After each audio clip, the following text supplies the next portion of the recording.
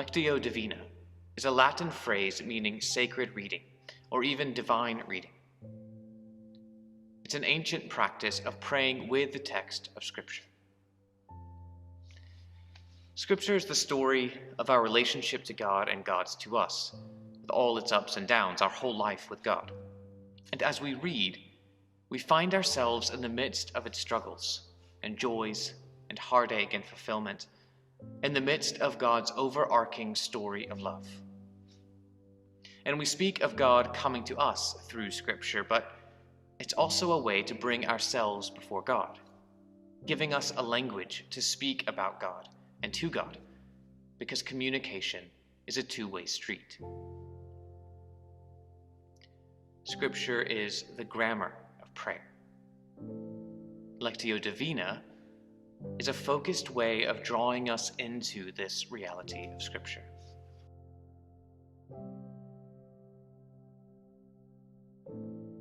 Lectio Divina, this sacred reading, isn't Bible study. It isn't trying to figure out a puzzle or learn a lesson or get answers.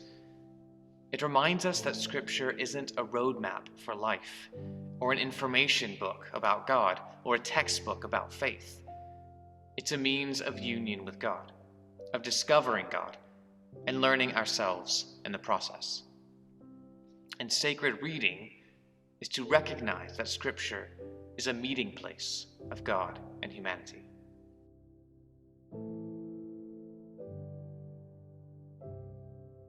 Lectio Divina is a way of praying the Scriptures that typically follows a four-step pattern. The first step is Lectio. Lectio simply means reading, and it's a reading that is engaged listening as much as it's following the letters of the page. In this initial step, we simply take a small passage of Scripture, maybe 10 or 15 verses, and read it slowly, aloud if we can. Reading and hearing it a few times can help us sort of sink into the text and really find ourselves within it. You might even want to write down thoughts, questions, key words, or phrases. In this step, we're asking the question, what does this passage say? What do we hear when we meet God in this text? The next step is meditatio. Meditatio pretty obviously means meditation or even just thinking. In this stage, we zoom in on a particular phrase or even a particular word. As you've entered into this text, place yourself before it. What things in your own life are touched or confronted, comforted, frustrated, or called into change? Here we're asking more directly, what does this text say to me? Maybe we're praying, for example, with the text of Jesus in the Garden of Gethsemane, as he tells his disciples that he's going to pray because his soul is overwhelmed. Maybe we find ourselves overwhelmed or frustrated that our suffering isn't ending. And maybe we find it near impossible to say in prayer with Jesus, "Not my will, but yours." And we can offer that up to God honestly. Or maybe we're more like the disciples in the scene, who couldn't stay awake and pray with Christ. Maybe aspects of our own life we discover are sleeping or we're holding back from Christ's love. We can offer that to God as well and ask for help to awake from sleep and live.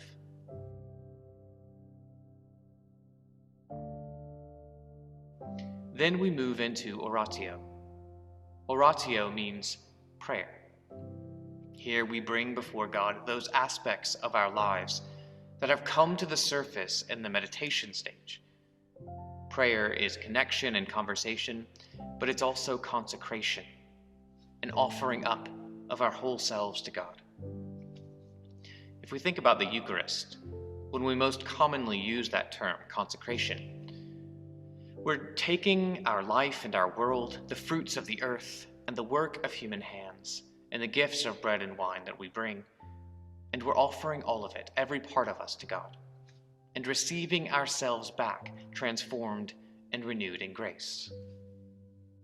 And this is, in a sense, what we're talking about doing in our personal prayer as well. However we've met God in this text of Scripture, whatever parts of ourselves or the world around us that have come to light, we consecrate. We offer to God for renewal, or even just to be held in God's presence and love, whether or not we have any idea what God's grace and renewal could possibly look like. In this step, we're asking the question of what we want to say to God through this text.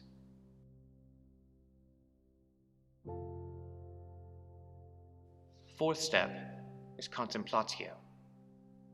This is the stage of contemplation. We've met with God in Scripture, called to mind and thought about ways in which our own life confronts the text and moves within it, offered up, consecrated those parts of ourselves that have surfaced, and now we simply rest in silence, sitting in God's presence. It's a period of receptivity. After offering ourselves up to God, this is a time to be open to receiving. And this doesn't mean receiving some grand revelation or epiphany. It just means we're open in God's direction and ready to move, ready to be oriented in a new way to the things that have come up during our time of reading, thinking, and praying through the Scripture. Here, we're really asking, what difference does this make in my life?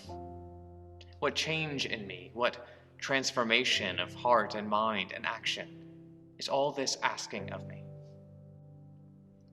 In this practice of sacred reading, we're learning the grammar of prayer, and in a sense, the grammar of our lives, being shaped and formed in the practice not only of reading and listening, but of living. We're placing ourselves in the text of Scripture and letting the text in. And through this, learning that both prayer and Scripture are meeting places with God, and that meeting God always changes us.